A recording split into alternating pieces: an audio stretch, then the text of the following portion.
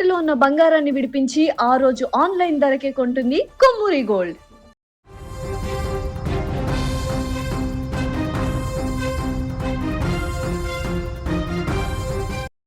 తెలుగు రాష్ట్రాలకు వాతావరణ శాఖ రైన్ అలర్ట్ జారీ చేసింది.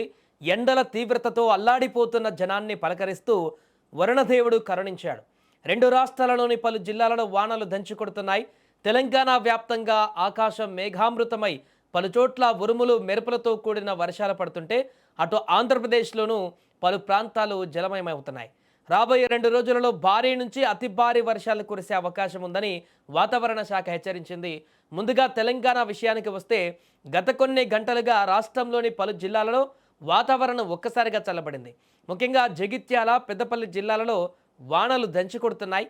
ఉదయం నుంచే ఆకాశం నల్లటి మబ్బులతో నిండిపోయి మధ్యాహ్నానికి కుండపోత వర్షం కురిసింది.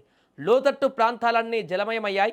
రోడ్లపైకి భారీగా నీరు చేరడంతో వాహనదారులు తీవ్ర ఇబ్బందులు పడ్డారు.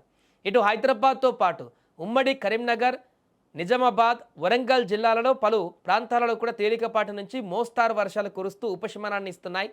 అటు ఆంధ్రప్రదేశ్లోనూ వాతావరణంలో పెను మార్పులు కనిపిస్తున్నాయి. ఆధ్యాత్మిక క్షేత్రం తిరుపతిలో వాతావరణం ఒక్కసారిగా చల్లబడింది. తిరుపతి నగరం మరియు చుట్టుపక్కల ప్రాంతాలలో వర్షం కురుస్తుంది. తిరుమలకు వచ్చే భక్తులు ఈ చల్లటి వాతావరణాన్ని ఎంజాయ్ చేస్తున్నారు.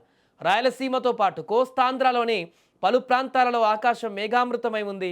అక్కడక్కడ చిరుజల్లులు పడుతుండడంతో ఉక్కపోత నుంచి జనానికి కాస్త ఉపశమనం లభించింది. అయితే ఏపీ ప్రజలకు వాతావరణ శాఖ ఒక ముఖ్యమైనటువంటి హెచ్చరిక జారీ చేసింది. అసలైన వర్షాల ఉధృతి రేపటి నుంచి పెరగబోతుందని స్పష్టం చేసింది. ఇక ఏపీ వాతావరణ శాఖ తాజా బులెటిన్ ప్రకారం రేపు, ఎల్లుండి అంటే రాబోయే 2 రోజుల పాటు ఆంధ్రప్రదేశ్లోని పలు జిల్లాలకు భారీ వర్ష సూచన ఉంది. ముఖ్యంగా ఉత్తర కోస్తా, ఏజెన్సీ ప్రాంతాలలో వానలు బీభత్సం సృష్టించే అవకాశం ఉందని తెలుస్తోంది.